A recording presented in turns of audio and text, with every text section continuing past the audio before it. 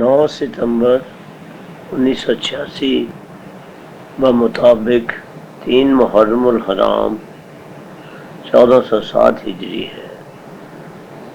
اب عطیہ اہل بیت 21 نکلسن لاہور میں مجلس اعزا برپا ہوتی ہے۔ سب سے پہلے قاری محمد علی رضوان تلاوت کلام پاک سے مجلس کا آغاز کرائیں گے۔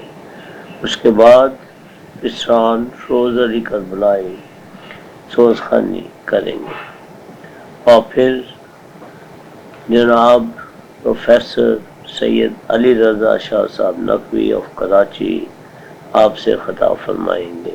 موضوع ہے وارث قرآن۔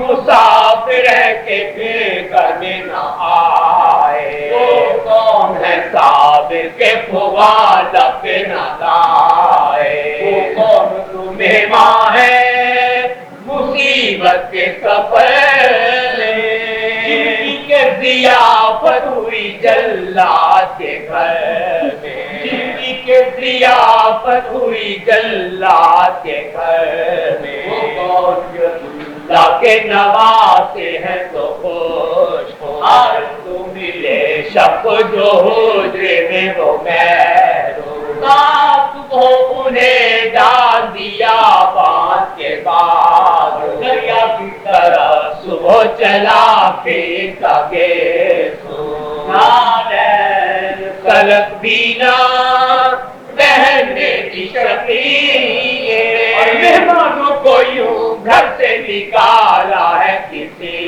نے، مہمانوں کو یوں گھر سے نکالا ہے کسی نے، چھوٹے کو بڑا بھائی ہے بڑھ بڑھ کے بجاتا، ہر بار ہے وہ سب کی طرح بیچ میں آتا، وہ پڑھتا ہے کچھ کہنے کا موقع نہیں پاتا، وہ حرف زبان پر ہے یہ لاتا، سنہار غریبوں کا خدا کے لیے کر لے، اب ہم تیرے گھر میں کبھی آئے تو قسم لے، اب ہم تیرے گھر میں کبھی آئے تو قسم لے، کچھ گھر میں تیری چین بھی پایا نہیں اللہ، خدا آئے نہیں کی تیری زوجہ نے تمنا، توڑا ہے فقط پانی سے پاکا کئی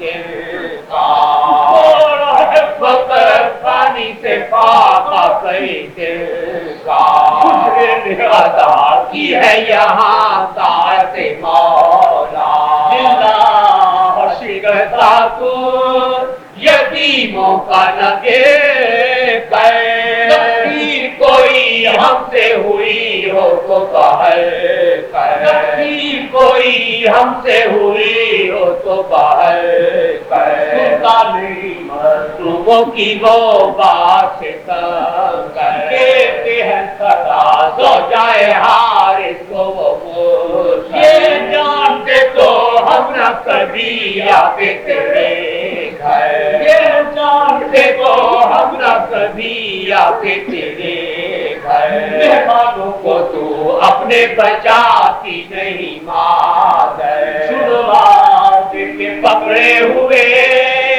زلفوں کو یتیم ہے، نہیں بابا نہیں جو کچھ ہے تو تو ہے، شروعات کے پکڑے ہوئے زلفوں کو یتیم ہے، نہیں بابا نہیں جو کچھ ہے تو تو ہے، بالوں کو بکھیرے ہوئے وہ مومنہ ہے، مظلوموں کو ظالم سے چھڑاتی ہے وہ خوش، پاؤں پہ سر رکھتی ہے گہر جوڑتی ہے، کہتی ہے خدا کے لیے کیا کرتا ہے بتا، کر کے دھیمی اب تو ہلی جاتی ہے تالے، چہرہ مجھے سر ننگے نظر آتی ہے تالے، کر کے دھیمی اب تو ہلی جاتی ہے تالے،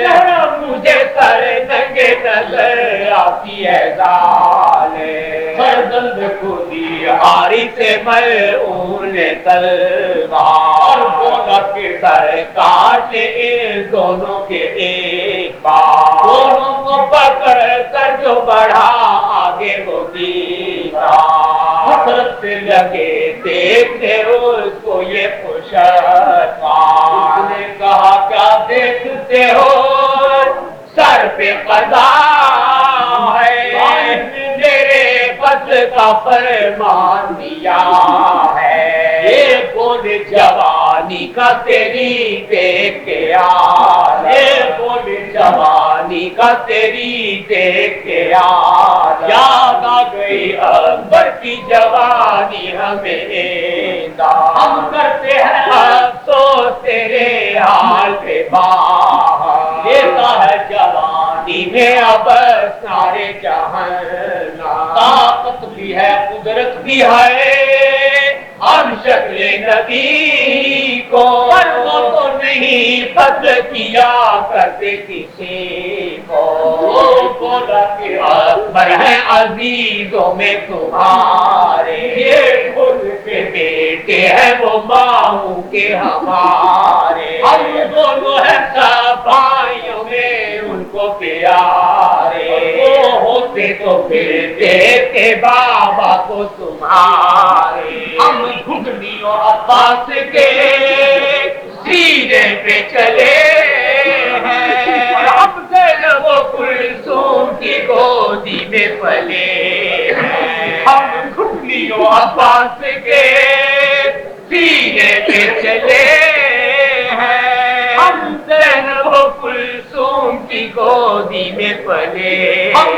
زینب و کلثوم کی گودی میں پلے ہیں ہی قدموں پہ گرا عاشق مولا اور ہاتھ شمشیر پر تبدیل بے دریا اللہ کی رحمت میں ہوا برکت سراپا نے کہا اپنے فکر یہ تھا تو بولا فکر کس کا شفیع ازلی ہے فاطمہ ہے مومنوں کا باپ علی ہے فاطمہ ہے مومنوں کا باپ علی ہے گور ہے آنکھوں سے نظر آئے گا کیوں کر وہ دیکھ نبی روتے ہیں دریا میں کھلے سر وہ دیکھ نبی روتے ہیں دریا میں کھلے سر کہا مجھ کو نہیں خوف پیغمبر خود کے تلے دونوں کو بیٹھایا برابر گردن کو نہ جھکنے دیا سجدے میں خدا کے ہر کاٹا بڑے بھائی کا چھوٹے کو دکھا کے ہر کاٹا بڑے بھائی کا چھوٹے کو دکھا کے ہر پاس رکھا لاش کو دریا میں بہایا ہر پاس رکھا لاش کو دریا میں بہایا آئی کے گلے کا جو لہو خاک پہ پایا برادر کا لہو جوش پہ آیا چھوڑ کے ہاتھ سے یہ قاتل کو سنایا تو تم نے لہو کرتے سے تلوار جھکا دے تو بڑے بھائی کے لہو میں جو رضا دے تو بڑے بھائی کے لہو میں جو رضا دے کہاں بڑے چشم حارث کے پکارا توڑ چکے اٹھو کے سر کاٹو تمہارا اور کہا لے اب تو گلا کاٹ ہمارا ہر کاٹ کے دریا میں جو سر ڈالا پزارا لاشے نے کہا پورے ہوئے دل کے ارادے زہر ہمیں بھائی کے لاشے سے ملا دے لاشے نے کہا پورے ہوئے دل کے ارادے زہر ہمیں بھائی کے لاشے سے ملا دے وہ کون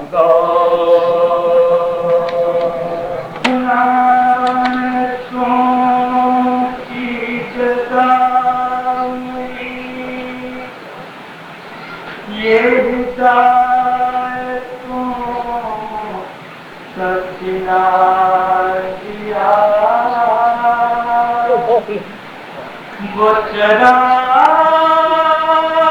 قبر نبی تھا جس کربلا میں بجھا دیا یہ حسین تیرا ہی کام تھا کہ سبق میرا فدا کیے حسین تیرا ہی کام تھا کہ سبق ملا خدا کیے تجھے ستاروں نے ڈوب کر شب غم کا چاند بنا دیا یہ علی کے لال کی ہمتیں یہ سنان و تیر کی دعوتیں یہ علی کے لال کی ہمتیں یہ سنان و تیر کی دعوتیں کبھی نوجوان کا جگر دیا کبھی بے دباں کا گلا دیا یہ علی کے لال کی ہمتیں یہ سنان و تیر کی دعوتیں کبھی نوجوان کا جگر دیا کبھی بے دباں کا گلا دیا کہاں سے لائیں گے جو حسین خیمے میں جائیں گے کہاں دل کہاں سے لائیں گے جو حسین خیمے میں جائیں گے جسے ماں کی گود سے لائے تھے اسے دیکھا سلا دیا چمنا پنگلا مٹا گئے کہ بہار دین خدا چمنا پنگلا مٹا گئے کہ بہار دین خدا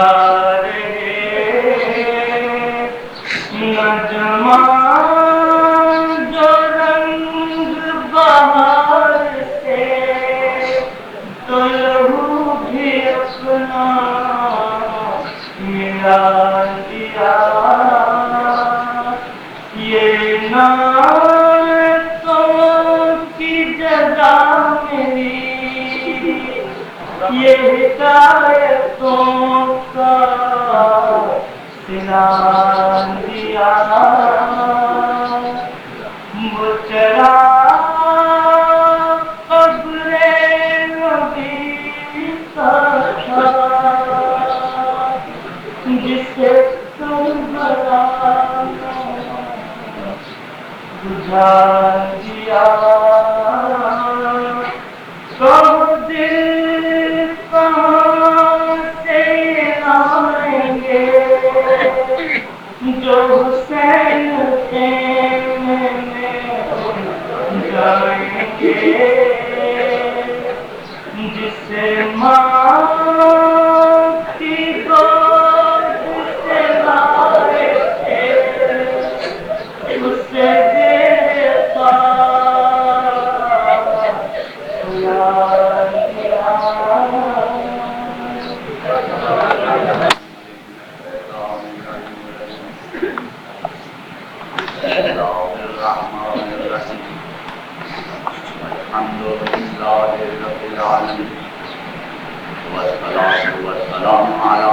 سيد الأنبياء والمرسلين وخاتم النبيين وشفيع المذنبين بالقاسم اللهم صل على محمد وآل محمد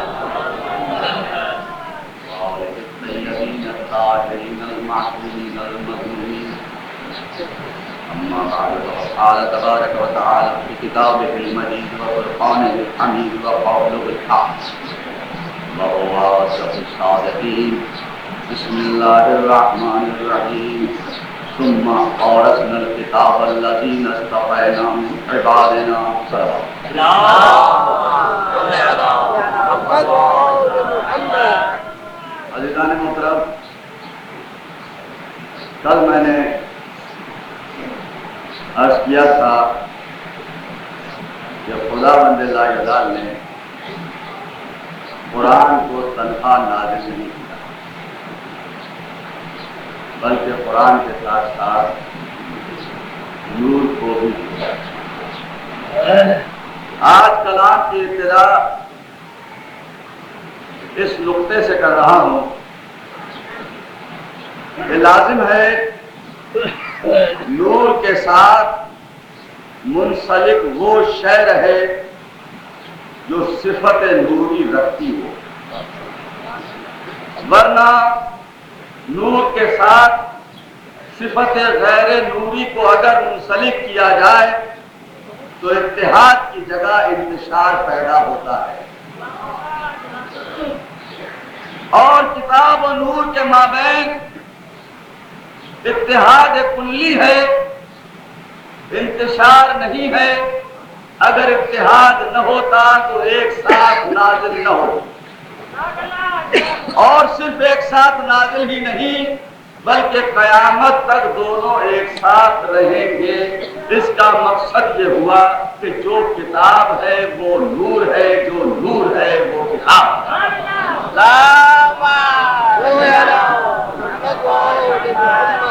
یعنی نور میں صفت کتاب کی ہونا چاہیے اور کتاب میں صفت نور کی ہونا چاہیے۔ یہی وجہ ہے کہ کہنے والوں نے کہا، سننے والوں نے سنا، یقین کرنے والوں نے یقین کیا کہ ایک کتاب ثابت ہے، دوسری کتاب نہ ہے۔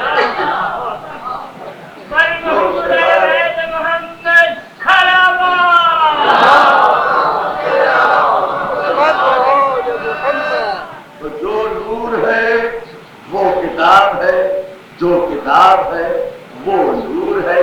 سورہ شورى میں اعلان ہوا وَلَٰكِن جَعَلْنَاهُ نُورًا نَّهْدِي بِهِ مَن نَّشَاءُ مِنْ عِبَادِنَا، مگر ہم نے نازل کیا، بھیجا، بنایا اس کتاب کو نور۔ اس کتاب کو خداوند لاجلال اعلان کر رہا ہے کہ ہم نے بنایا اس کتاب کو نور تاکہ ہم ہدایت دیں جس کو ہم چاہیں، اپنے عبادت گزار بندوں میں سے، اپنے عابدین میں سے، اپنے عباد میں سے جس کو ہم چاہیں ہدایت دیں۔ تو معلوم یہ ہوا کہ ہر عابد ہدایت یافتہ نہیں ہے، ہر عابد ہدایت یافتہ نہیں، ورنہ اعلان یہ نہ ہوتا وَن نَّشَاءُ مِنْ عِبَادِنَا، ہم اپنے عباد میں سے جس کو چاہیں گے اس کو ہدایت دیں گے۔ تو معلوم یہ ہوا کہ عبادت گزار تو لاتعداد ہیں، لیکن ہدایت یافتہ وہی ہیں جن کو اللہ ہدایت دیتا ہے، دوسرا ہدایت نہیں پا سکتا۔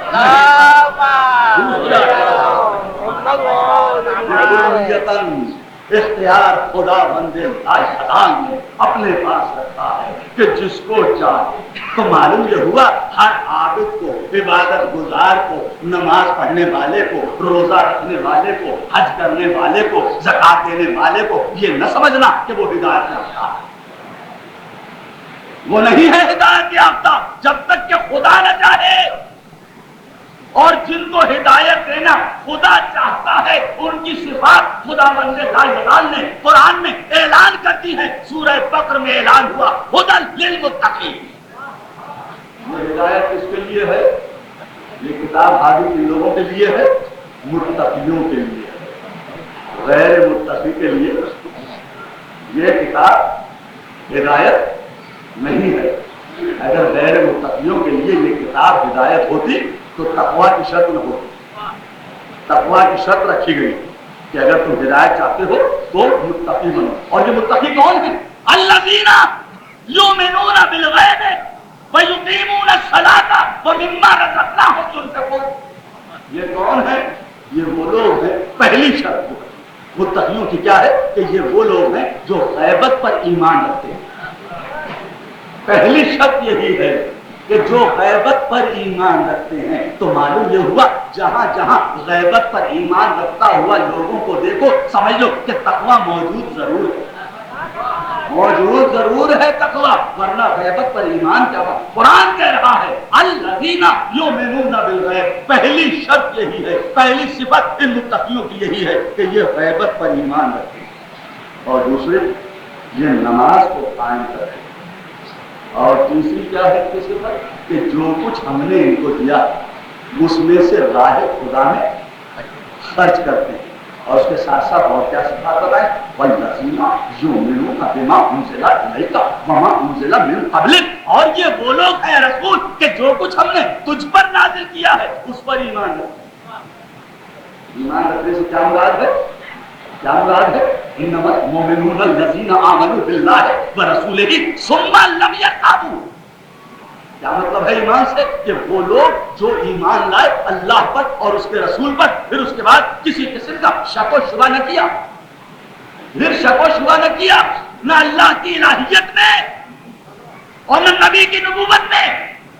اگر اللہ کی الہیت ربوبیت میں شک کیا تو مومن نہیں، اور نبی کی نبوت میں شک کیا تو مومن نہیں۔ تو سمجھ لینا متقی وہ نہیں ہو سکتا کہ جس کے دل میں نبوت یا رب کے متعلق شکوک و شبہات پیدا ہوتے ہو، وہ نہیں ہے۔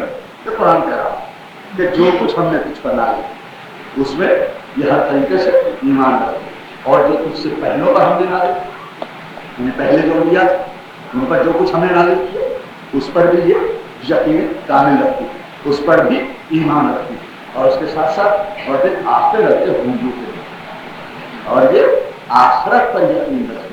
آخرت پر یقین رکھنے سے کیا مراد ہے؟ آج وضاحت تھوڑی سی اس کی بھی کرتا ہے۔ صلوات پڑھنا۔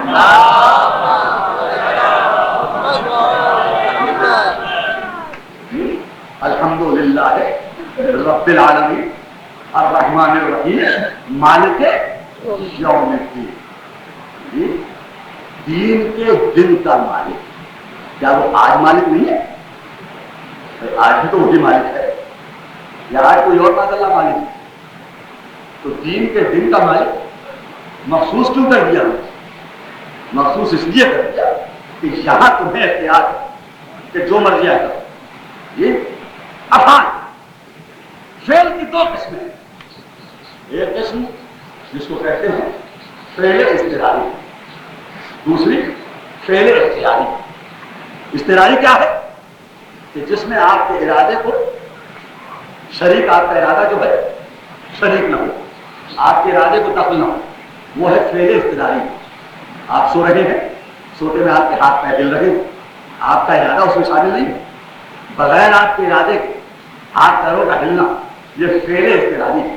اور فعل اختیاری جس میں آپ کا ارادہ شامل ہے، ہمیشہ گفتگو کر رہا ہوں، میرا ارادہ اس میں شامل ہے، یہ ہے فعل اختیاری۔ اب اس فعل اختیاری کی دو قسمیں ہیں، ایک ہے فعل حسن اور دوسری فعل قبیح۔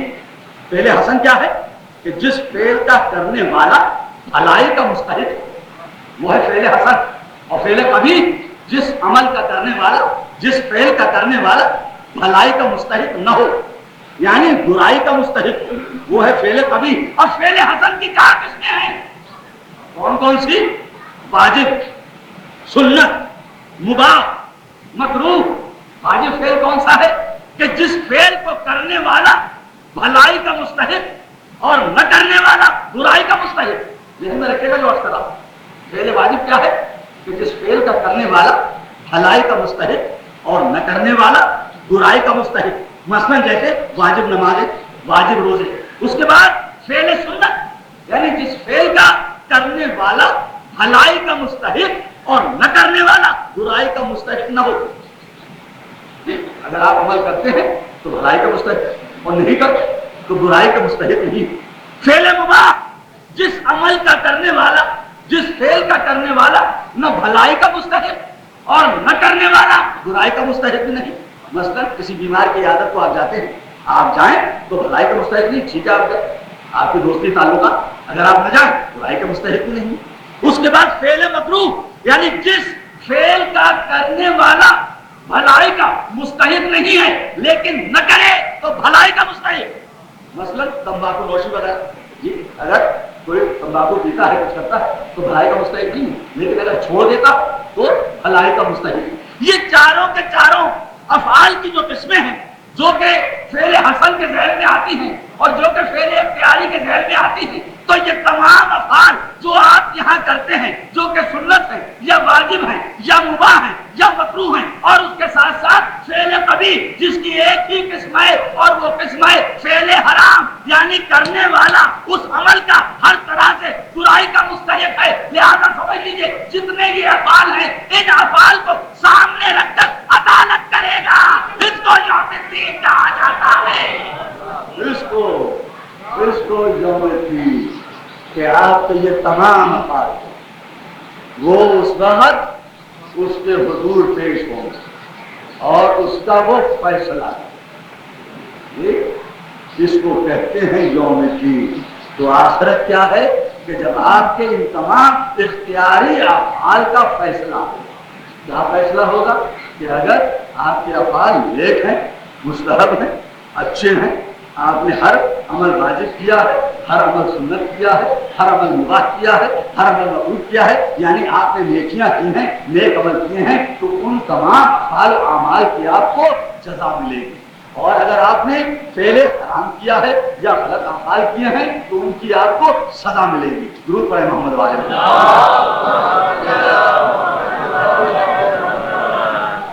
تو عرض میں یہ کر رہا تھا کہ مالک یوم الدین آج بھی وہی مالک ہے, لیکن اس دن جو مالک ہے وہ تمام ہمارے اعمال کی جزا اور سزا دینے کا مالک ہے. آج بھی مالک ہے, لیکن آج مالک اس انداز سے ہے کہ ہمیں اختیار دیا ہوا.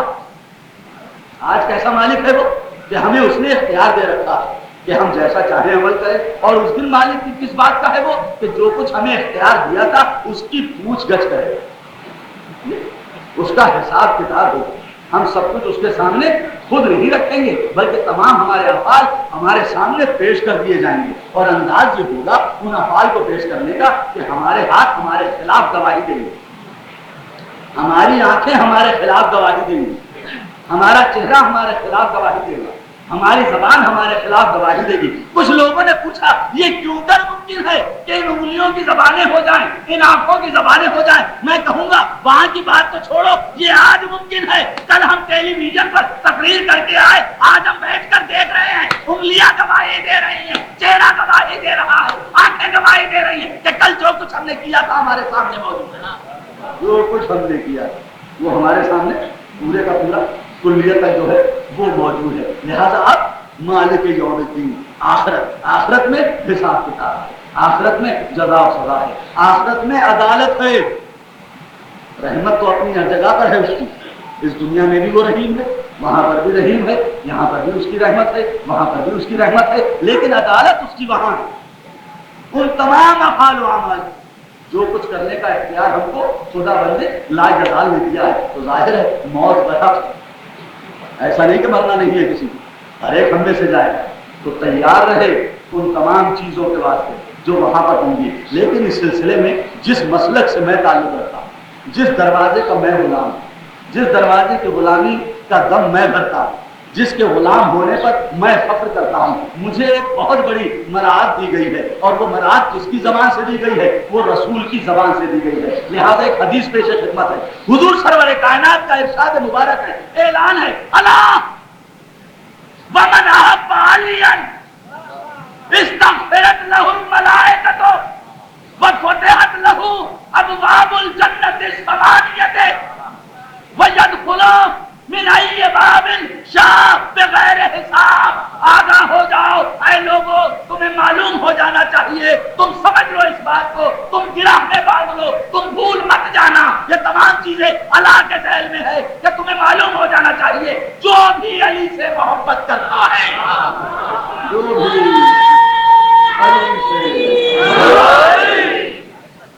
جو بھی علی سے محبت کرتا ہے، جو بھی علی کو دوست رکھتا ہے، استغفرت لہ الملائکہ، اس کے واسطے ملائکہ استغفار کرتے ہیں، ملائکہ استغفار کرتے ہیں اس کے لیے کہ خدا اللہ اس کو تو بخش دے، استغفار کرتے ہیں۔ ملائکہ کا کام کیا ہے؟ ہمدن عبادت میں مصروف ہے، ملک کہتے ہی اسے جس کا ہر عمل ہر لمحے عبادت ہے۔ تو دوستو علی سے محبت کرنے والے کی یہ منزل ہے کہ اس کے لیے فرشتے مغفرت کرتے ہیں، یعنی عبادت کو چھوڑ کر، توجہ ہے نا، فرشتہ عبادت کو منقطع کر کے کہاں آتا ہے؟ علی کے ماننے والے، علی کو دوست رکھنے والے کے لیے استغفار کرنے۔ جس کو دوست رکھتا ہے جو شخص، اس کے لیے فرشتہ استغفار کرے تو سمجھ لو علی کی منزل کیا ہوگی؟ فرشتے استغفار کرتے ہیں، اور اس کے ساتھ ساتھ کیا ہے؟ اعلان ہو رہا ہے لسان اقدس رسالت سے، وفتحت لہ ابواب الجنت الثمانیہ، ایسے شخص کے واسطے جو علی کو دوست رکھتا ہے آٹھوں کے آٹھوں جنت کے دروازے کھل جاتے ہیں، آٹھوں دروازے جنت کے کھل جاتے ہیں۔ وَيَدْخُلُ مِنْ أَيِّ بَابٍ شَاءَ بِغَيْرِ حساب۔ اب اس محب علی کو یہ اختیار ہے، یہ اختیار ہے، جس دروازے سے چاہے جنت میں داخل ہو جائے اور بغیر حساب کتاب کے داخل ہو جائے، بغیر حساب۔ یہ حضور فرماتے ہیں کہ بغیر حساب کے جس دروازے سے چاہے جنت میں داخل ہو جائے۔ تو اسی لیے غالب بیچارے کو کہنا پڑا، غالب نام آورا نام و نشان مکوس، ہم اسد اللہ ہم اسد اللہ کیا صلوات پڑھیں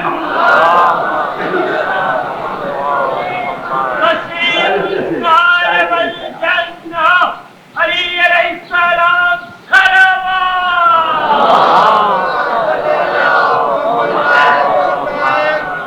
لوگوں کے ذہن اس وقت سوچ رہے ہیں، میں آپ کے چہروں کو پڑھ کر محسوس کر رہا ہوں کہ آپ کے ذہن سوچ رہے ہیں کہ اگر ایسی ہی بات ہے تو ہماری نمازوں کا کیا ہوگا، ہمارے روزوں کا کیا ہوگا، ہمارے نماز میں کھڑے ہونے قیام کا کیا ہوگا۔ بھائی اگر یہی محبت شرط ہے جنت میں جانے کے لیے تو پھر نمازیں تو نہیں ہمارے، روزے تو گئے ہمارے۔ یہ سب لوگوں کے ذہن سوچ رہے ہیں یہ بات۔ میں ممبر سے حلفیہ کہہ رہا ہوں کہ لوگوں کے اذہان میں یہ بات آ گئی کہ لیجیے پروفیسر صاحب نے جنت تو اتنی آسان کر دی کہ جہاں چاہے علی کا ماننے والا جس دروازے سے چاہے بغیر حساب کتاب کے جنت پہ چلا جائے۔ ہو سکتا ہے معاذ اللہ کوئی شخص میرے خلاف کوئی فتویٰ صادر نہ کر دے، لیکن میں کیا کروں، رسول نے اسی کی وضاحت کے لیے حدیث کا دوسرا حصہ بھی بیان کر دیا، اسی کے لیے، کیونکہ وہ معصوم ہیں، وہ نبی ہیں، وہ جانتے ہیں کہ آنے والے دور میں جب جناب امیر کے اتنے فضائل ایک ذاکر حسین ممبر سے بیان کرے گا تو لوگ متعارف ہو جائیں گے، لہذا انہوں نے پھر دوبارہ حدیث کو آگے بڑھاتے ہوئے اعلان کر دیا، الا ومن احب علیا لا یخرج من الدنیا حتی قبل صلاته وقیامه وصیامه واستجاب له دعا۔ آگاہ ہو جاؤ اے لوگوں، جو بھی علی سے محبت کرتا ہے، جو بھی علی کو دوست رکھتا ہے، وہ اس دنیا سے جا نہیں سکتا، وہ اس دنیا سے جا نہیں سکتا جب تک اس کی نمازیں قبول نہ ہو جائے۔ ذرا سلوات تو پڑھ دے۔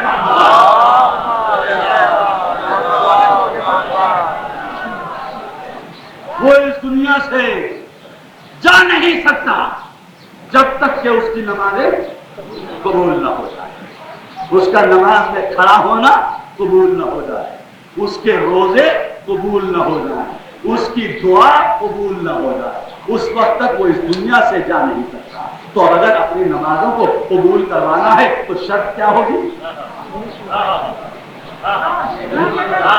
میرا خطاب نمازیوں سے ہے، ظاہر میں خود بھی نماز پڑھتا ہوں، میں بھی یہی بات سوچتا ہوں کہ اگر اپنی نمازیں قبول کروانا ہے تو پہلی شرط کیا ہے اور آخری شرط کیا ہے؟ پہلی شرط بھی وہی، آخری شرط بھی وہی، کچھ اور کو نہیں کہا حضور نے، ومن احب۔ اور میں سوچتا ہوں ان الفاظ پر، اور آگے فکر کیجیے کہ حضور سرور کائنات نے مسلم کا لفظ استعمال نہیں کیا، مومن کا لفظ استعمال نہیں کیا، من کا، جو بھی جو بھی علی سے محبت کرتا ہے، جو بھی علی کو دوست رکھتا ہے، اس کے ہاں بخشش کے انداز عجیب ہیں۔ جو بھی علی سے محبت کرتا ہے، چاہے وہ تورات کا پڑھنے والا ایلیا ایلیا کیوں نہ کہتا ہو، صلوات پڑھیں محمد وآلہ محمد وآل محمد۔ علی حبہ سنہ، علی علیہ السلام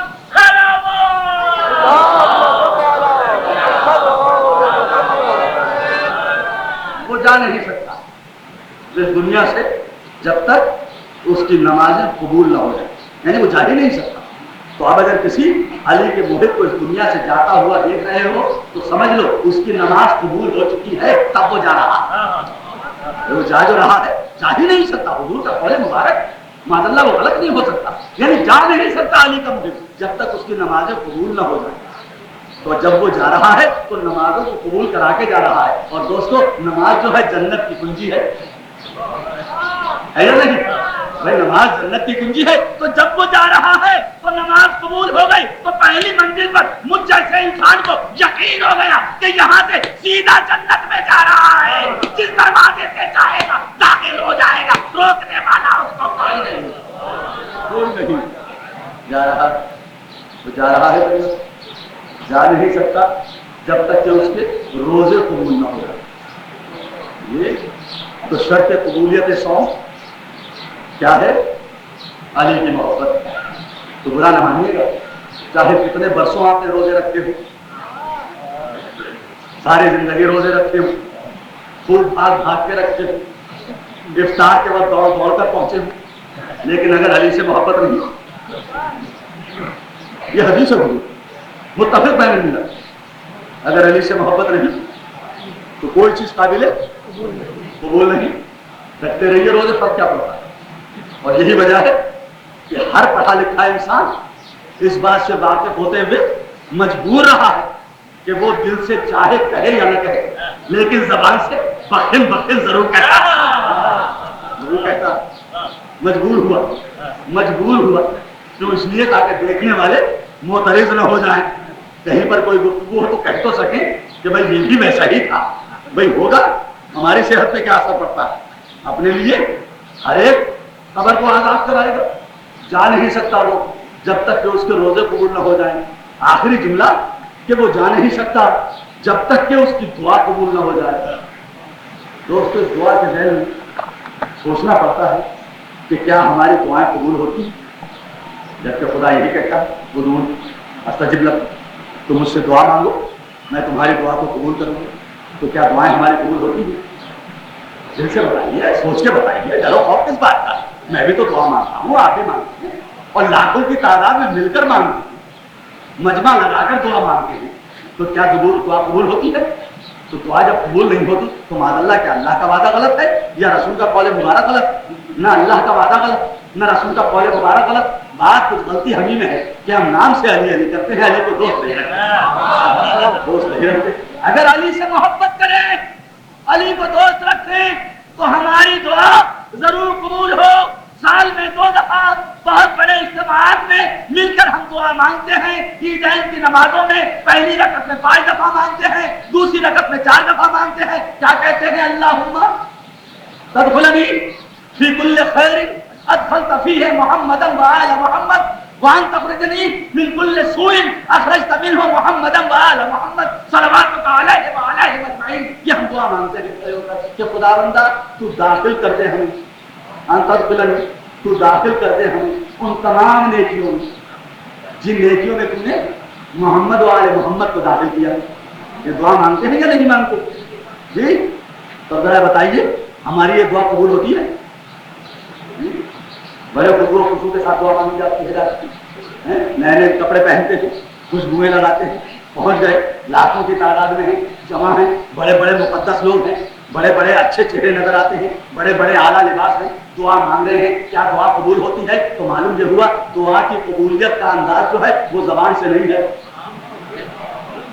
دعا کی قبولیت زبان سے نہیں ہے، بلکہ اس کا تعلق اس گہرائی سے ہے کہ جس کو قلب کہتے ہیں، اور قلب کا تعلق کیا ہے وہ ابھی عرض کیے دیتا ہوں۔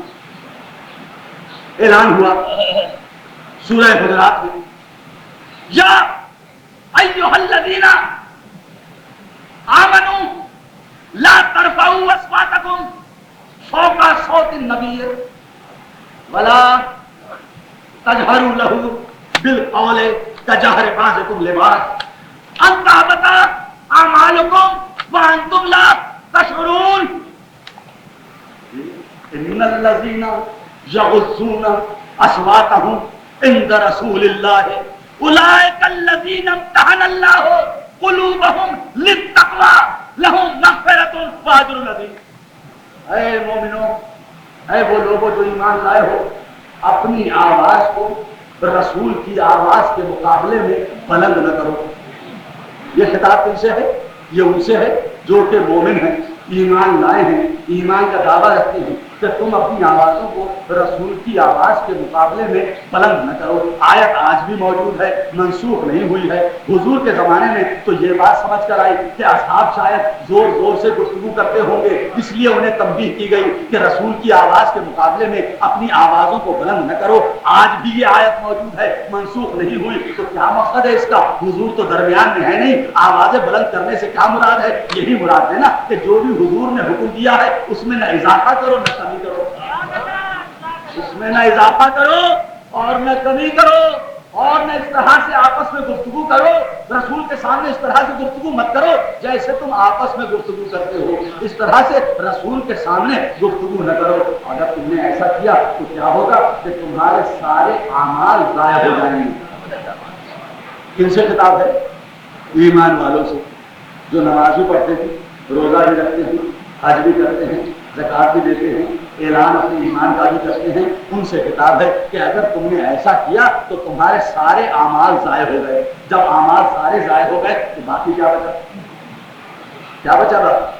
عمل تو کچھ رہا ہی نہیں۔ ذہن میں رکھے گا جو میں نے عرض کیا ہے، تقویٰ کے ذیل میں ہے مسلسل، کچھ بھی نہ بچا، سارے اعمال ضائع ہو گئے۔ اور انداز یہ ہے کہ تم شعور ہی نہیں رکھتے، تمہیں پتہ ہی نہیں، تمہارے سارے اعمال تو ہو گئے ضائع، اعلان پھر بھی اپنے ایمان کا کیے جا رہے ہو، اعلان پھر بھی اسلام کا کیے جا رہے ہو کہ ہم مسلمان ہیں، ہم مومن ہیں۔ لیکن قرآن یہ کہہ رہا ہے ادھر تم نے زور سے کلام کیا حضور کے سامنے، ادھر تمہارے سارے اعمال ختم ہو گئے۔ یہ تو حضور کی حیات طیبہ میں، اور حضور کی حیات طیبہ کے بعد آواز کو حضور کی آواز کے مقابلے میں بلند کرنے سے مقصد یہ ہے کہ جو حکم حضور کے زمانے میں نہ تھا وہ آپ نے دے دیا، یا جو حکم حضور کے زمانے میں تھا اس میں آپ نے تبدیلی کر دی۔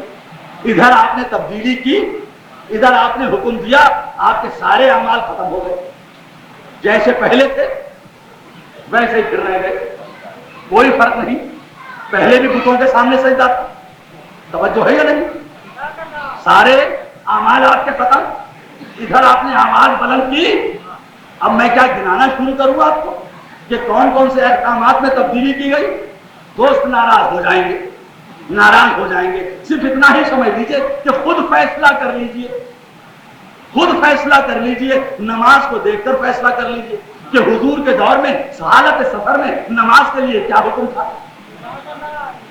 حضور کے دور میں حالت سفر میں نماز کے لیے کیا حکم تھا؟ جس وقت گئے تھے آخری حج کے لیے اور مختلف منازل پر ٹھہرتے گئے تھے، تاریخ اٹھا کر دیکھ لیجیے نماز پوری پڑھی تھی یا بس؟ کیسی نماز پڑھی؟ تاریخ اٹھا کر دیکھ لیجیے۔ آج کنگن کو عرصی کیا ہے جناب؟ تو موجود ہے لائبریریاں بھری پڑھی ہیں، کون سی نماز پڑھی؟ مکمل یا قصر؟ حالت سفر میں انہوں نے پڑھی نماز کا، تو مجھ پر کیا لازم ہے کہ نماز قصر پڑھوں؟ اور دوستوں یاد رکھیے گا، نماز ہی کے ذیل میں روزے کا بھی حکم ہے۔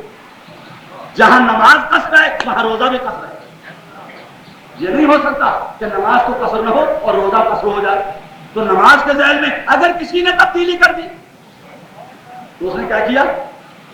رسول کی آواز کے مقابلے میں اپنی آواز کو بلند کر دیا، اور جب بلند کیا تو کیا ہوا؟ اس کے سارے اعمال اب لاکھوں اعلان اسلام کرتا رہے۔ تو جن لوگوں نے اپنی آنکھوں سے یہ دیکھا، جب وہ مسلمان تسلیم نہیں کرتے تو خلیفۃ المسلمین کیسے تسلیم کرتے؟ وہ نہیں کریں گے۔ بنیادی شرط مسلمان کی، آگے بڑھیے، روزے کی بات ہے، حج کی بات ہے، کن کن باتوں کی وضاحت کی جائے۔ تو جہاں جہاں اب کچھ لوگ ایسے تھے الذین یغضون اصواتہم، ایسے لوگ بھی تھے کہ جنہوں نے اپنی آواز کو ہمیشہ رسول کی آواز کے نیچے رکھا، رسول کی آواز سے کمتر رکھا، حالانکہ صفت وہ رکھتے تھے. جو ہے نا صفت کون سی رکھتے تھے؟ وہ نوری صفت. نوری صفت کے باوجود حضور کے سامنے اپنی آواز کو ہمیشہ دھیما رکھا، اس لیے کہ حضور جو ہیں وہ نورن علی نور ہیں، ہر قسم سے سردار ہیں، تو ان کی آواز کے سامنے اپنی آواز کو ہمیشہ دھیما رکھا. یہ کیوں دھیما رکھا؟ اولئک الذین امتحن اللہ قلوبہم للتقوی، یہ وہ لوگ ہیں جنہوں نے اپنے دلوں سے تقوی کا امتحان دیا ہے. تو اب آپ کی سمجھ میں آ گیا کہ متقی کون ہے؟ متقی وہ ہوتا ہے جو دل سے امتحان دیتا ہے، اور اس امتحان کی شرط یہ ہے کہ رسول کے مقابلے میں اپنی آواز کو دھیما رکھے، وہی متقی ہوتا ہے. تو جہاں جہاں رسول کے مقابلے میں اپنی آواز کو دھیما رکھا، وہی لوگ ہدایت یافتہ ہیں. جنہوں نے بلند کی آواز، ان کو ہدایت نہ مل سکے، نہ مل سکے کبھی. وہی لوگ جنہوں نے اپنی آواز کو رسول کی آواز کے مقابلے، اگر صرف قرآن پڑھنے سے ہدایت مل جاتی تو اس کی وضاحت نہ ہو کہ ہدل مل جاتا. جو بھی پڑھے گا کہ جو قاری ہیں قرآن کے وہ ہدایت یافتہ ہیں. دوستو، اگر صرف قرآن پڑھنے سے ہدایت ملتی تو ہمیں تاریخ کے اوراق پر مختلف واقعات نظر نہ آئے کہ صلح حدیبیہ کے موقع پر اعتراض خود قرآن میں آیت موجود ہے، اے رسول کی بیویوں کیا تمہارے دل ٹیڑھے ہو گئے؟ ارے بھائی قرآن پڑھتی ہیں تو ہدایت یافتہ ہونا چاہیے، تو قرآن کیوں کہہ رہا کہ تمہارے دل ٹیڑھے ہو گئے؟ اگر قرآن پڑھنے سے ہدایت مل جاتی تو دوستو ایک دوسرے پر کفر کے فتوے نہ لگائے جاتے. اگر قرآن پڑھنے سے ہدایت مل جاتی تو مساجد کو شہید نہ کیا جاتا. اگر قرآن پڑھنے سے ہدایت مل جاتی تو قرآن کو خود جلایا نہ جاتا. اور تو اور اگر قرآن پڑھنے سے ہدایت مل جاتی تو رسول کے جنازے کو چھوڑ کر اقتدار کے حصول کے لیے دوڑ نہ پڑتے.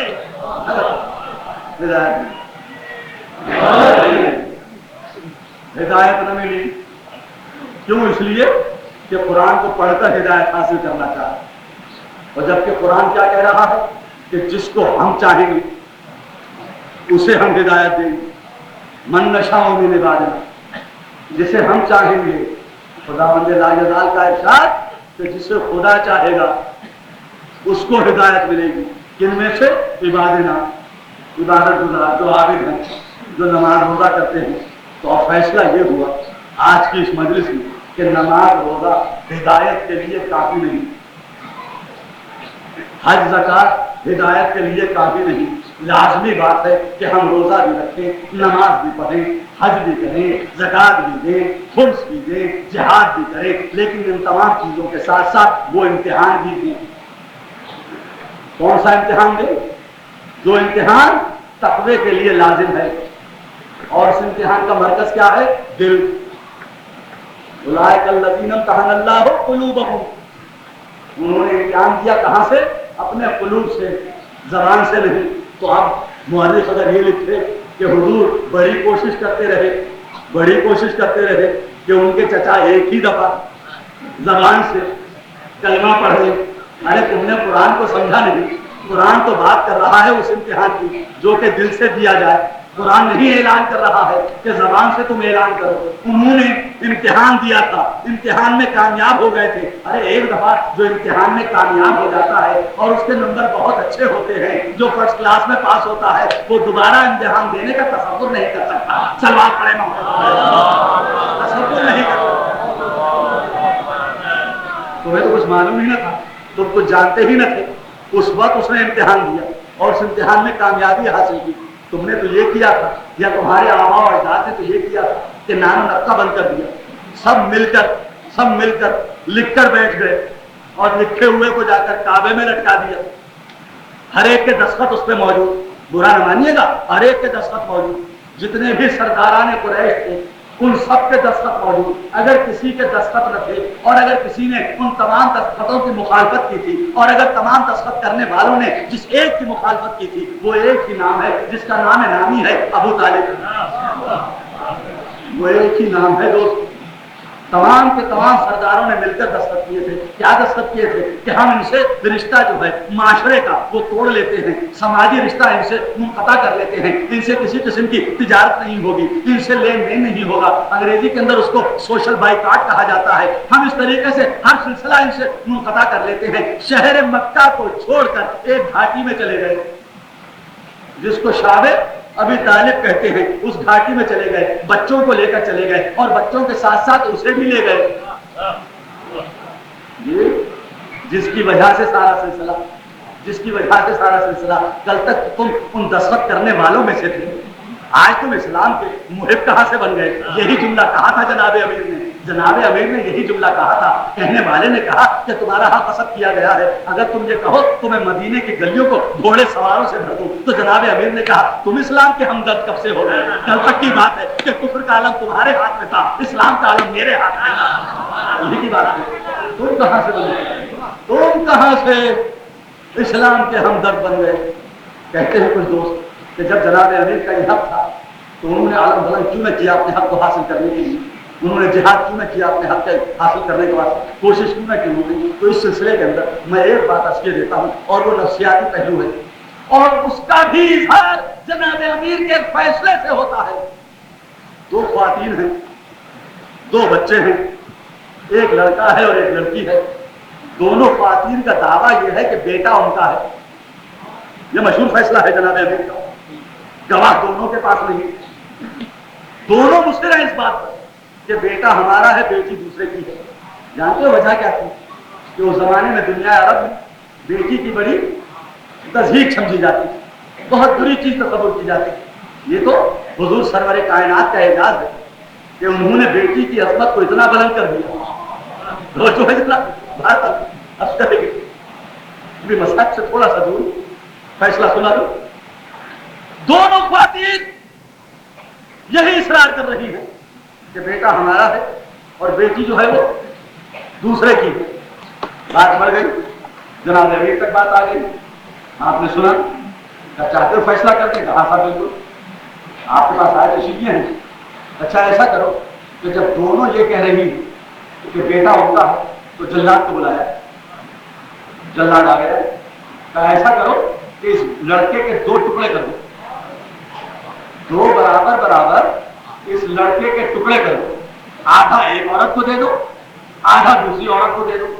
یہ فیصلہ جیسے ہی جناب امیر نے کیا, ان میں سے ایک عورت چلائی کہ نہیں مجھے بیٹا نہیں چاہیے, مجھے بیٹا نہیں چاہیے, دوسری عورت کو دے دیجیے, میرا بیٹا نہیں ہے. جناب امیر نے کہا بیٹا اسی عورت کو دے دو, اسی کا بیٹا جو ہے اسی عورت کو, یہ بیٹا ایسی عورت کو دے دو, یہ اسی کا ہے. کیوں؟ اس لیے کہ جو وارث ہوا کرتا ہے, جو وارث ہوتا ہے وہ یہ برداشت نہیں کر سکتا کہ کوئی چیز تباہ و برباد ہو جائے. تو جناب امیر وارث ہیں. اگر وہ تلوار اٹھا لیتے, اگر وہ جہاد کے لیے کھڑے ہو جاتے تو اسلام ٹکڑے ٹکڑے ہو جاتا, اسلام ٹکڑے ٹکڑے ہو جاتا. تو جناب امیر وارث ہے, لہذا وہ برداشت نہ کر سکتے تھے کہ میں تلوار اٹھاؤں اور اسلام کے ٹکڑے ٹکڑے ہو جائیں. لہذا انہوں نے اپنے حق کو چھوڑ دیا, جانے دیا کہ چلو میں نہ لوں, کوئی پرواہ کی بات نہیں ہے, اسلام تو باقی رہے. اور یہی وجہ ہے کہ آج تک اسلام باقی ہے, آج تک اسلام باقی ہے. ورنہ لوگوں نے قرآن کو جمع کیا. انشاءاللہ کل کریں گے. آج وقت ختم ہو گیا کہ قرآن کے سلسلے میں کیا کیا باتیں اس وقت ہوئی اور کیا کیا آج ہوتی ہیں, اور جناب امیر کے عمل سے آج قرآن کس طرح زندہ جاوید موجود ہے. سلوات پڑھیں محمد.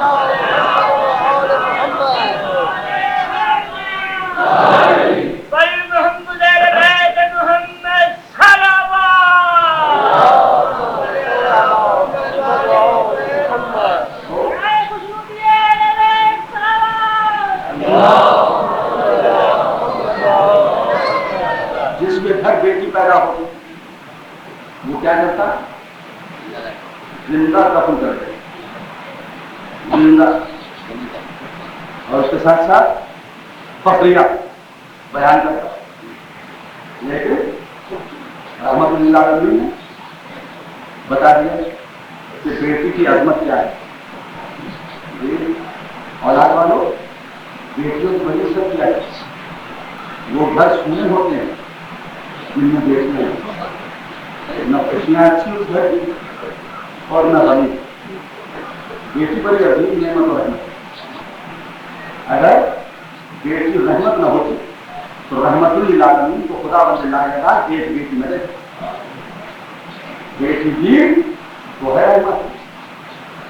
اگر بیٹی نہ ہوتی تو بیٹا ہی رحمت ہوتا. لیکن بتا دیا کہ دیکھو بیٹی کی یہ عظمت, گھٹنیوں چل کے بیٹی آئی تھی, گھٹنیوں چل کے بیٹی آئی, اللہ کا رسول کھڑا ہو گیا. گھٹنیوں چل رہی ہے, ذرا بڑی ہوئی بچی قدم اٹھانے کے قابل ادھر تشریف لائی, اللہ کا رسول اب تعظیماً کھڑا ہو گئے. میں نے تعظیماً استعمال کیا. بیٹی اور ذرا بڑی ہوئی, اللہ کا رسول مسلسل تعظیم کرتا ہے. اور تعظیم کا انداز کیا ہے کہ جب بھی بیٹی کے گھر جاتا ہے تو دروازے پر پہلے درود و سلام لیتا ہے. درود و سلام کے کبھی بیٹی کے گھر میں داخل نہ ہوئے ہوگی. جی شاید میں نے کبھی پچھلے سال عرض کیا ہو, یاد نہیں یہاں لے کر تھی, لیکن یہاں ایک بات آ رہی ہے ذہن میں رکھتے دیکھا کہ مورخین لکھتے ہیں کہ حضور کی 4 بیٹی, لیکن عمل رسول بتاتا کہ حضور کی ایک. کیوں؟ جو رسول اپنی اولاد میں عدالت نہ کرے وہ ہمیں کیسے حکم دے سکتا کہ تم اپنی اولاد میں عدالت کرو. اگر رسول کی 1 سے زیادہ بیٹیاں ہو تو ہر دروازے پر جا کر حضور درود و سلام کرتے, لیکن ہمیں نظر کیا رہا کہ صرف ایک دروازہ کہ جس پر درود و سلام. یہ تو حضور کا عمل اور تاریخی اعتبار سے اگر حضور کی 1 سے زیادہ بیٹیاں ہوتی تو دربار میں حق مانگنے کے لیے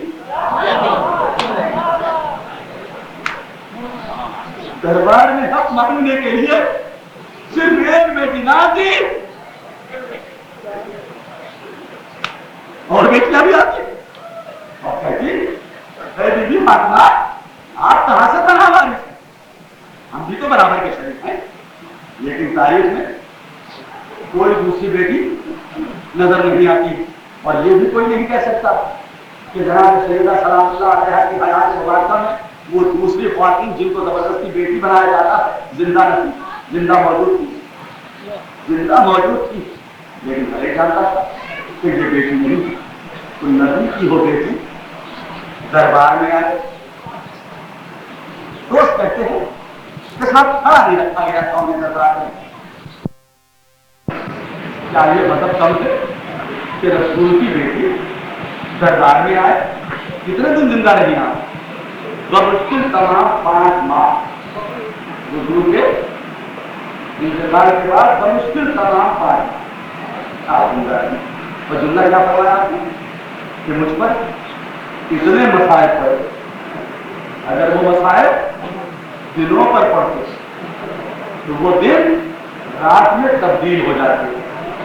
میں کہوں گا اے نبی کی بیٹی کون سے مسائل پڑے آپ پر؟ چھوٹی دربار کی بات کو اللہ آج کی بیٹیوں کو سلامت ہے.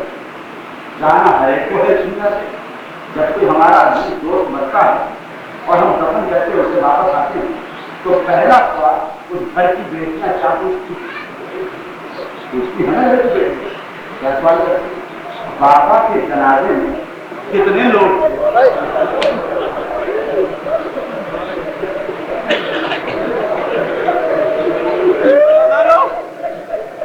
نبی کی بیٹی نے بھی پوچھا ہوگا جناب امیر سے بابا کے جنازے میں کتنے لوگ تھے؟ خاموش ہے جناب. جی کی بیٹی ہے. پھر پوچھا, جب تیسری دفعہ پوچھا جواب دیا جناب امیر نے کہ ہے نبی کی بیٹی صرف یہ سمجھ لو کہ 17 افراد خاندان بنی ہاشم کے اور 3 غلام تھے.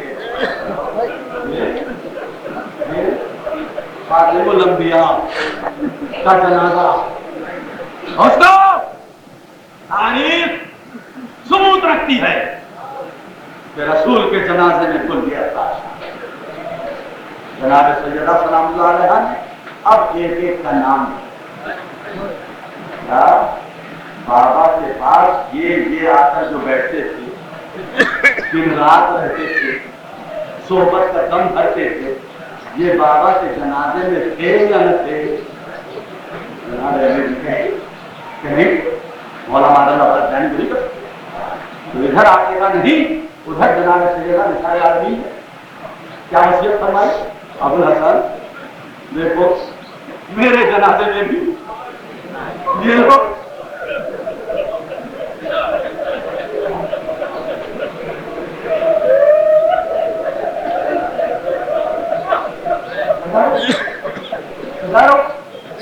ہم سب سے کم واقعات بیان کرتے ہیں کم سے جس پر مجبور ہو جاتے ہیں. یہ لوگ میرے جنازے میں شریک نہ ہونے پائے.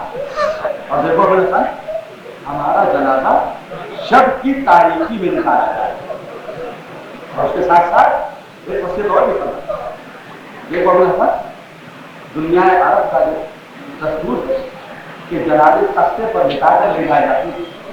ہمارا جنازہ تختے پر نہ لے جائے کیونکہ ہم یہ پسند نہیں کرتے کہ نامحرموں کی نگاہیں ہمارے مردہ جسم پر جو کفن میں ملبوس ہے اس پر پڑے. لہذا جناب فضا نے کیسا بتایا کہ دنیا حبش کا دستور ہے کہ جنازے جو ہیں وہ تابوت میں بند کر کے نکالے جاتے ہیں. تو دوستوں جملہ آپ کی لیتا ہوں کہ دنیا اسلام میں پہلا تابوت جو برآمد ہوا وہ جناب امیر کے گھر سے برآمد ہوا. اور وہ تابوت کیا ہے؟ وہ تابوت جو ہے وہ جناب سید نثار عالمین ان کا جنازہ ہے. اطلاع ملی مسجد میں ابوالحسن جلدی چلیے. آقا ذاتی جو ہیں سید نثار عالمین وہ ہمیشہ کے لیے رخصت ہو گئی. گھر میں اس وقت کون کون تھا؟ 2 بچیاں تھیں اور ایک کنیز. کنیز کا نام جناب فضا اور بچیاں کون کون سی تھی؟ ایک بچی کا نام ہے جناب زینب اور دوسری بچی کا نام ہے جناب ام کلثوم. مورخی ملتے ہیں ایک بچی کی عمر بمشکل تمام 3 برس تھی اور دوسری بچی کی عمر 1 برس تھی. ظاہر ہے 1 برس کی بچی جو ہوگی وہ گھٹنیوں چلتی ہوگی اور 3 برس کی بچی وہ پیروں سے چلتی ہوگی. 2 بچیاں ہیں گھر کے کونے میں بیٹھی کھیل رہی ہیں. کچھ ان کو پتا نہیں کہ کیا ہے. جناب سیدہ نے حجرے میں جانے سے پہلے جب کھانا بھی پکا کے رکھ دیا کپڑے بھی دھو کر رکھ دیے بلایا ان میں سے ایک بچی کو. کس بچی کو بلایا؟ جناب زینب. 3 برس کی بچی ہے اور جناب سیدہ کو شروع کر رہی ہے کہ بیٹا دیکھو اگر کبھی ایسا وقت آ جائے کہ ہم اس دنیا میں موجود نہ ہو تو اپنے بھائیوں کا بڑا خیال رکھنا ہے.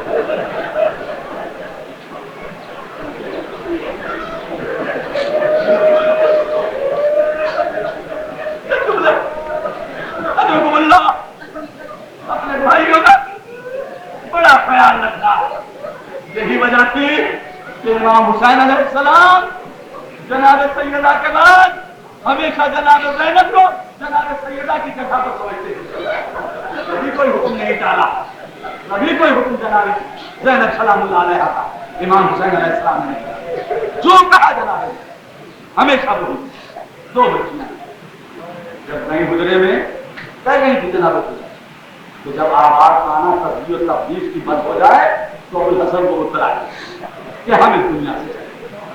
یہی جناب فضا ابوالحسن آقا دادی ہمیشہ کے لیے چھوڑ کر چلے گئے. دوڑے دوڑے آئے جناب دونوں شہزادے ساتھ. ایک کی عمر جو ہے وہ مشکل تمام 5 برس ہے اور دوسرے کی عمر جو ہے وہ مشکل تمام 6 برس. 2 شہزادے. ایک کا نام امام حسن علیہ السلام ہے اور دوسرے کا نام امام حسین علیہ السلام. دونوں مسجد میں باپ کے ساتھ گھر میں. بچے باہر بیٹھ گئے, والد اندر حجرے میں چلے گئے اور خود اپنے ہاتھ جناب فضا کی مدد آپ نے ذرا رسی رکھو دورانے ہو اچانک جناب امیر ایک چیخ برا فاتح خیبر اور ان کی چیخ کا بلند ہونا لوگوں نے پوچھا کہ مولا کیا بہت زیادہ صدمہ ہوا آپ کو جناب سیدہ کے انتقال سے؟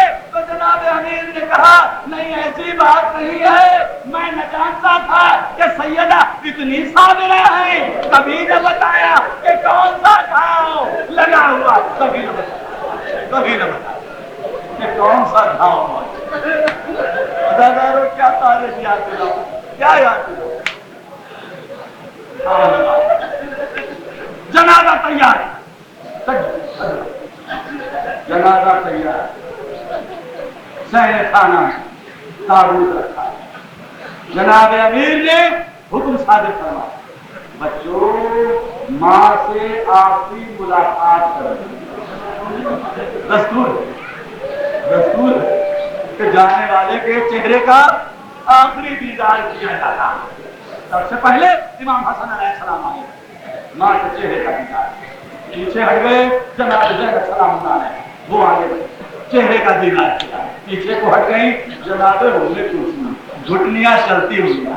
میں سمجھ نہیں سکتا کہ انہوں نے اس وقت کیا سمجھا ہوگا، لیکن ایک بات ضرور سمجھ لی ہوگی کہ کوئی ایسی بات ضرور ہے کہ میری ماں خاموش لیتی ہے، بات نہیں کرتی۔ جناب ام کلثوم وہ بھی چہرے کا دیدار کر کے پیچھے کو ہٹ گئی۔ جب ذرا سی دیر ہو گئی تو جناب امیر نے کہا بیٹا حسین کیا ماں کے چہرے کی زیارت نہ کرو گے؟ جناب حسین نے کہا بابا ہم اس طرح سے نہیں آئیں گے جب تک والدہ گرامی ہمیں خود نہ بلائے، ہم اس طرح سے نہیں آئے۔ یہ جملے ادا ہوئے، کفن کے بند ٹوٹے، دو ہاتھ مرد ہوئے، آواز آئی بیٹا حسین دکھیاری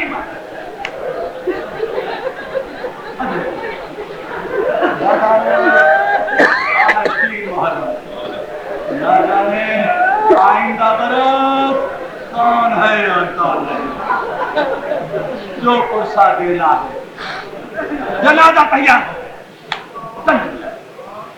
جنازہ تیار، سب کی تاریخ، تابوت برآمد، دروازے سے جنازہ سہنے مسجد میں آیا، سہنے مسجد سے باہر گلی میں جنازہ ہے، چل رہے ہیں جنازے کے ساتھ خاندان پر۔ اس گلی کے آخری حصے ایک حبش کا رہنے والا دکاندار رہتا ہے، اس نے کہا ارے نبی کی بیٹی کا جنازہ اور اندھیرے میں جانا، ہمارے یہاں تو بڑے بڑوں کے جنازے روشنیوں میں جاتے ہیں۔ دوڑا گھر گیا، ایک مشل جلا، مشل کا آنا کہ روشنی ہوئی، ادھر روشنی ہوئی، ادھر امام حسن علیہ السلام نے جناب امیر کے دامن کو تھوڑا سا جھٹکا دینے کے بعد مولا ذرا سا نیچے جھکے، امام حسن نے کانوں میں کچھ کہا، ادھر کچھ کہا، ادھر جناب امیر نے حکم صادر فرمایا جنازے کو روک دیا جائے، جنازہ روک دیا جائے۔ ادادارو کیا بات کہی تھی؟ امام حسن علیہ السلام نے جناب امیر سے صرف ایک جملہ کہا کہ بابا روشنی ہو رہی ہے، زینب جو ہے وہ تابوت کے نیچے چل رہی ہے۔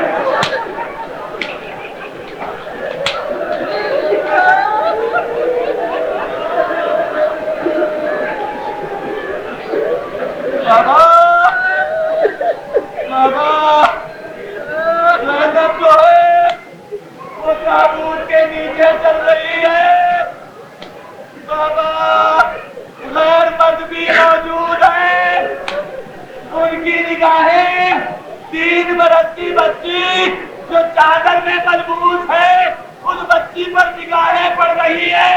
امام حسن کو یہ بات قابل قبول نہ تھی، جنازہ روک دیا گیا۔ جناب امیر نے کہا بیٹا حسین ادھر آؤ، ادھر آؤ۔ حسن سے کچھ نہ کہا، امام حسین کو بلایا اور بلانے کے بعد کہا بیٹا حسین پہلے بہن کو گھر پہنچایا۔ بیٹا حسین پہلے بہن کو گھر پہنچایا، اس کے بعد جنازہ آگے بڑھے گا۔ میں کہوں گا جنازے میں بڑا خیال تھا جناب زینب کے پردے کا، آپ کے بیٹے امام حسن کو، لیکن ذرا آئیے میرے ساتھ میدان کربلا میں۔ یہ وہی زینب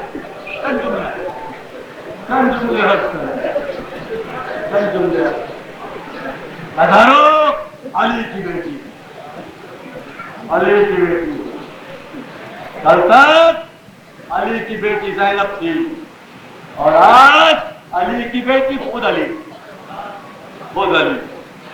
11 محرم کے سب اٹھا ہے کہاں سب بیویاں سوار ہو جائیں۔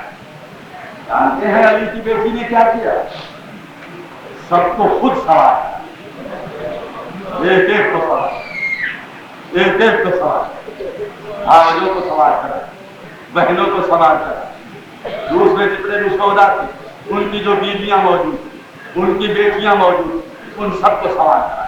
ایک ایک کو جب سوار کرا چکی، بچوں کو سوار کرا چکی، اور جب اپنا وقت آیا سوار ہونے کے لیے، جانتے ہیں علی کی بیٹی نے کیا کیا؟ علی کی بیٹی نے فرات کی طرف نگاہ کی، علی کی بیٹی نے فرات کی طرف نگاہ کی اور ایک جملہ کہا، ارے ابا ابا بڑے مان سے لائے تھے، ابا کہتے تھے کہ بہن پرواہ نہ کرے، یہی تو بات ہو تم۔ ارے ابا آج دیکھو زینب کو سر پر چادر بھی نہیں ہے، حج کی آقا بنتا ہے، اونٹ پر سوار کرانے کے لیے کوئی موجود۔